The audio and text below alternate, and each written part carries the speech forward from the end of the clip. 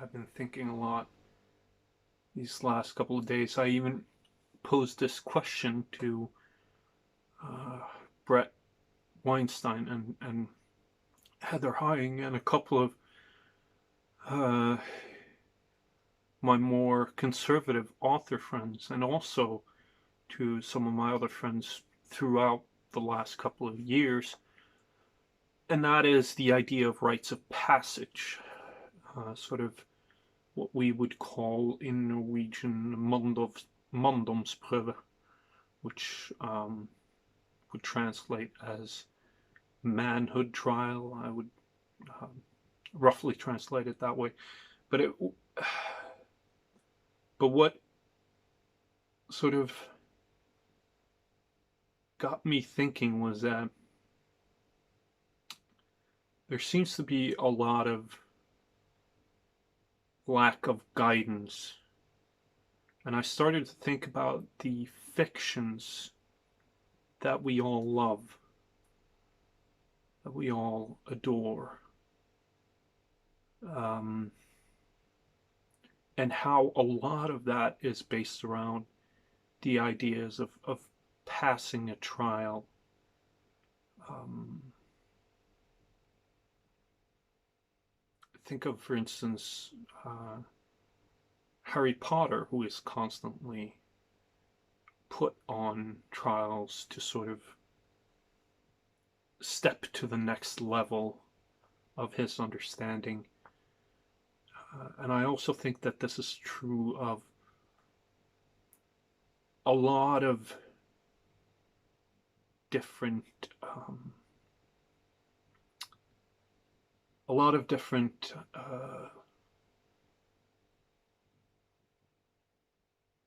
ideas, or a lot of different stories throughout time has revolved around the idea of having some sort of purpose, or some sort of goal, something to aim towards early in life. And we sort of miss that. And I don't necessarily think that it's necessary to have like a rite of passage, like, for instance, one of the more grisly ones that I can think of is I can't remember which tribe it was at the moment, but there is a, I do believe it's an African tribe that would use like flint or some or obsidian that was as sharp as a razor blade to sort of cut uh, several cuts on the body to sort of indicate or to test the body. And what is beneficial, I'm not suggesting this in any way, misunderstand me correctly, is that I'm only using this as an example of uh, the fact that there's something at stake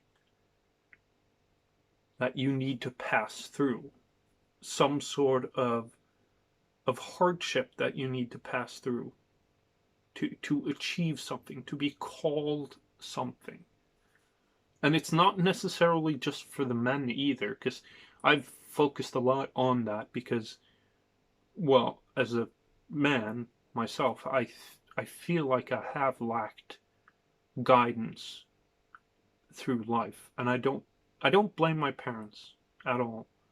They did the best they could to provide me with a very good life. There was a certain expectation to parents of that generation that they needed to supply kids with the best possible material good that they could. And that is understandable. But what was lacking from my upbringing, and what I've noticed over the last couple of years, is is that there wasn't a marker in life that sort of told me and informed me that now you have moved on. Now you are no longer just a boy. And you sort of allowing you to push through that. This is something that to a certain degree, Nietzsche talked about as well. Not in that way, not in the rite of passage way, but the fact that we've destroyed the meaning behind a lot of the passages, or the passage of the rites of passages, is connected to the fact that we sort of we've eroded the meaning of the stories and the myths and everything that we tell each other over time, just to basically boil life down to the base material.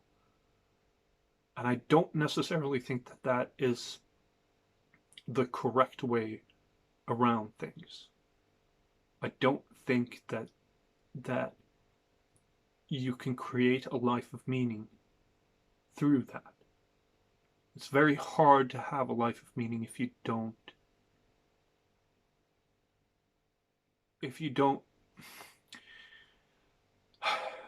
the reason why we tell each other stories, and the reason why I believe that story is built into humanity on a fundamental level, is because it's our sense-making apparatus.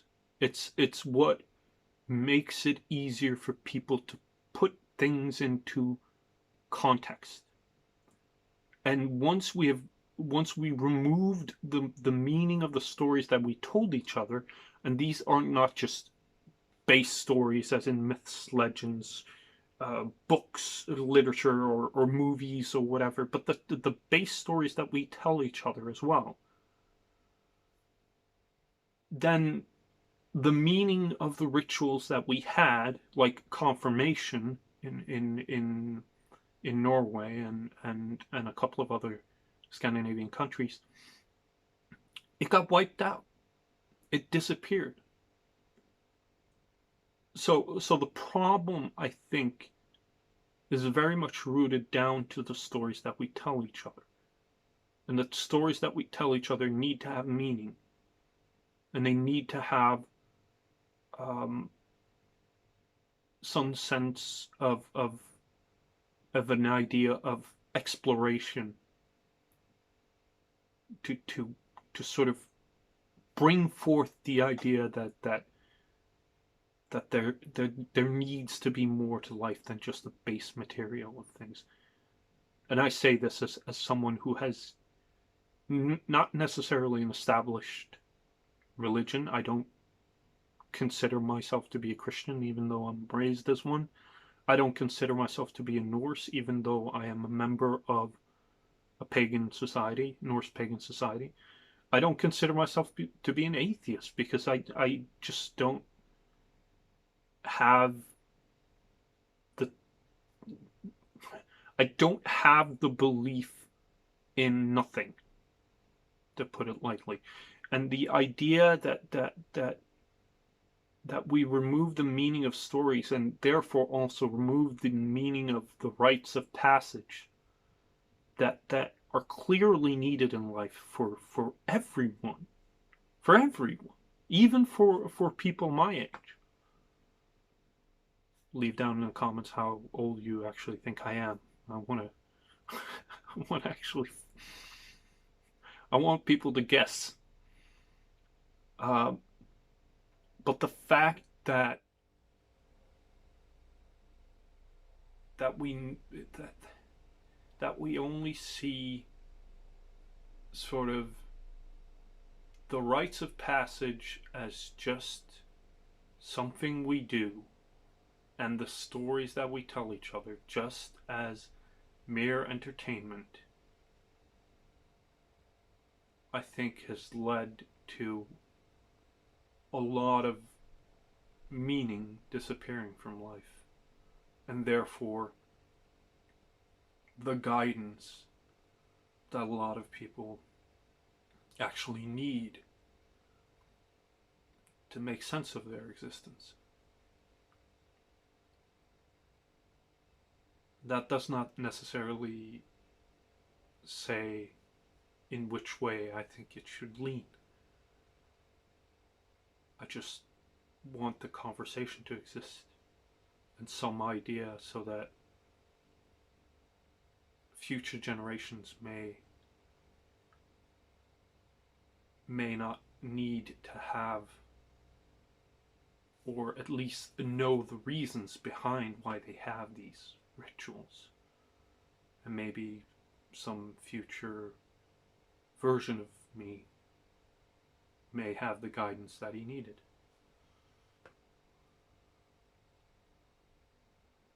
And I also talked a little bit to a few author friends of mine about apprenticeship as well.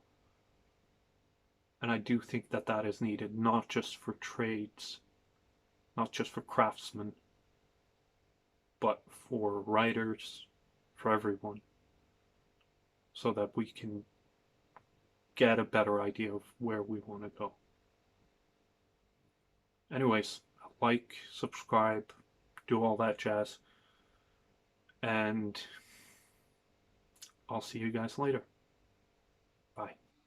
I thought I would give you guys a look at the project before I decide what to do with treatment. Focus, damn it. That's not a cut. Oh no, that's just the hair. You see how beautiful it looks if it can focus. At least down here, I think it's much better. Looks kind of natural. And then here's gonna be emblazoned some runes on it, and then the handle's gonna be wrapped in leather, and then it will be done. Then it will be done.